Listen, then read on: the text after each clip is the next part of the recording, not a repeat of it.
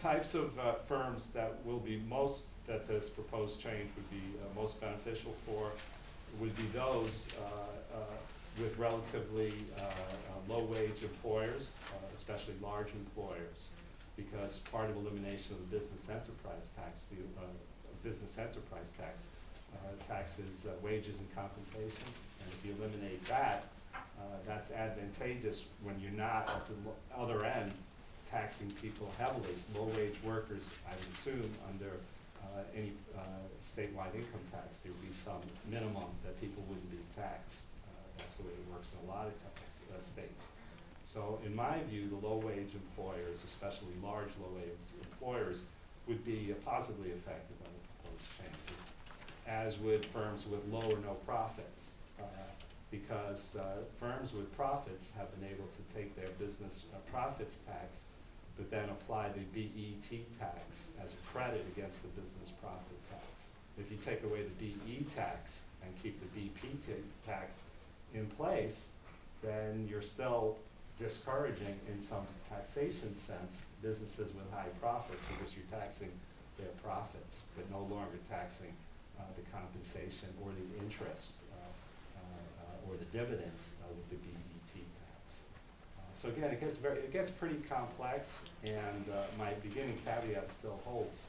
I didn't do any formal analysis on this. I'm talking it through. I didn't get all the numbers. I didn't do the numbers. I'd like, if not myself, I would like somebody to do the actual numbers. This is part of a start of a conversation. This is not the end of a discussion about this, but I was asked to give my particular views on the subject, which I hadn't shared ahead of time with any members of the committee.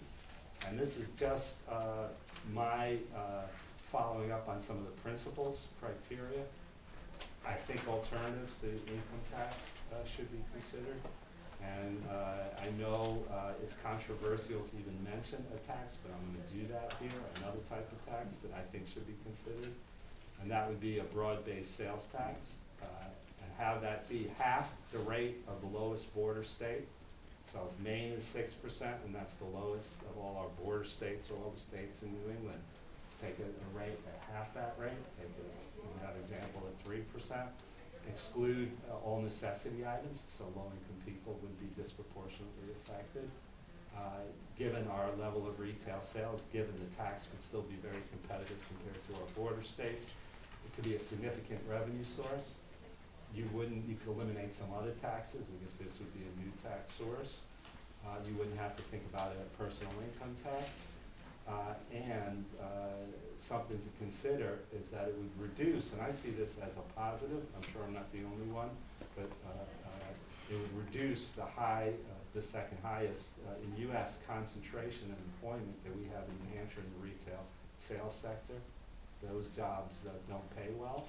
A lot of them don't end up with any managerial or promotion possibilities. Yes, I can say it. New Hampshire right now is the second highest concentration of total employment in retail sales.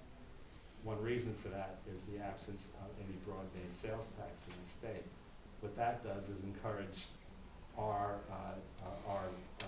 workers to go into that industry. That's where some of the employment opportunities are. A lot of those jobs are, I'll use the word quote-unquote, a dead-end job. They don't end up paying well. Workers cycle in and out of that. They don't provide benefits, and they don't provide good promotion opportunities. It's been cited by others, not by me, as one of the reasons why kids drop out of high school is that you get a retail sales job, pay $7 an hour. Okay, that sounds like a lot, or $8 an hour, $9 an hour. That sounds like a lot to a kid who's not doing that well in high school, but it's not a career. And again, this is just my opinion. One of the side benefits of a retail sales tax, then we take the revenue from a retail sales tax and invest it in our future. And I'm an educator, and I'm biased towards education, so I'd say tax a little bit the retail sales industry, invest that in human capital, encourage our kids to go on not only past high school, but community college education, four-year college education, graduate school education. And let's make sure we have high-wage, well-paying jobs in New Hampshire for our kids when they graduate, so they stay in New Hampshire, and we continue to be a high per capita income state. and reduce a little bit, not totally, our reliance on retail sales jobs. But remember, I'm still saying keep the retail sales tax at half any neighboring state. So we're still very competitive, and we'll still have a higher percentage of our total employment in retail sales than the average state. So we're not going to lose our retail sales jobs. We're going to use the revenue from that to meet some of our needs moving forward. The negative of this alternative that I'm putting out there is you're going to reduce some employment in retail trade. There's no question about that. And there'd be a disproportionate burden on low-wage workers and households with the retail sales tax. And I think there'd have to be some way to try to compensate those people with regards to uses of the revenue generated from that tax. But again, I don't want to get distracted with what I proposed, and I know that Representative Almy didn't ask me to do this, but I have been thinking about this, and I think if you look at the public record from probably about 8 or so years ago, I did come out in favor of something like that. I'll end with basically where I started, and my advice to this committee is do not tax things you want to encourage. Keep it simple, keep it transparent, keep New Hampshire taxes lower than neighboring and competitive states and below the U.S. median. Tax things you want to discourage, and be consistent. Do not change frequently, and position yourself that you don't have to be thinking about new revenue sources when the economy is in a down cycle, which we know it's going to be. That's because nothing we do in New Hampshire, that's the way national and international economies work. And I guess my last thing is I would encourage continued open discussions, civil discussions around revenue structure issues. And I think we need to bring more formal analysis from different people, not just from Professor Gittell or the professor from Georgia.